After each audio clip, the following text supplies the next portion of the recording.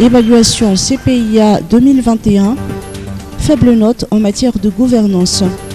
Madagascar a obtenu une faible note sur la composante gouvernance selon les résultats de l'évaluation des politiques et des institutions en Afrique au CPIA 2021. Le docteur Jean-Pascal Nianou, économiste pays principal de la Banque mondiale, a émis des recommandations à Madagascar à ce sujet. Madagascar de 3.3 en général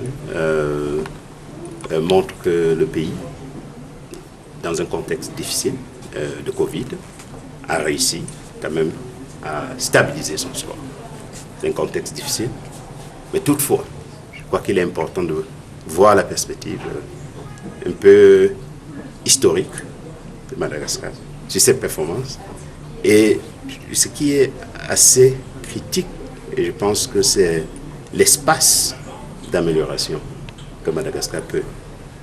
Et Madagascar a tous les éléments pour pouvoir améliorer son score et atteindre des pays qui font de grandes performances, n'est-ce pas, comme le Rwanda, et puis il y a des pays sous les différentes catégories qui ont fait des performances mirobolantes, et je crois que Madagascar peut s'aligner aussi dans ces contextes de pays de grandes performances sur l'allocation CPI.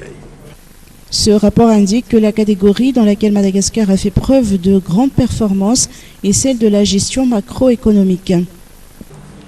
Ouais, comme je vous ai dit, il y a plusieurs éléments que nous prenons en compte.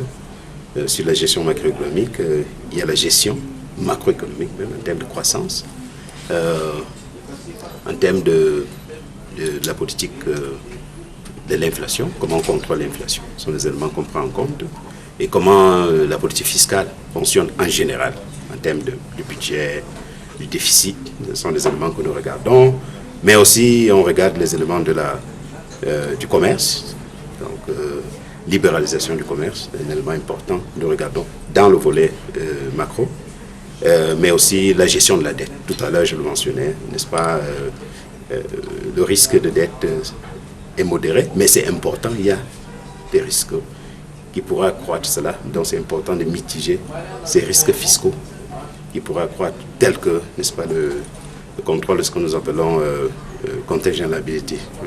Excusez en français, c'est un peu de dettes, des passifs, je crois qu'on appelle ça passif. Je veux dire, c'est un passif en effet qui n'est pas direct, quoi. Le passif indirect, si vous voulez, comme les entreprises publiques, la dette des entreprises publiques, ça c'est un exemple.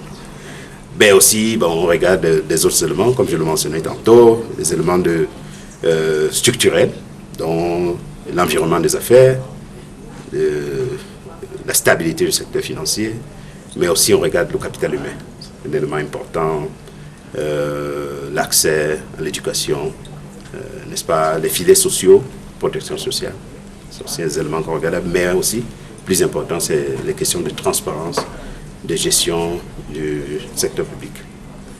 L'évaluation des politiques et des institutions CPIA en Afrique est un outil de diagnostic annuel destiné aux pays d'Afrique subsaharienne qui peuvent bénéficier des financements de l'Association internationale de développement, IDA, l'institution de la Banque mondiale qui assiste les pays les plus pauvres du monde.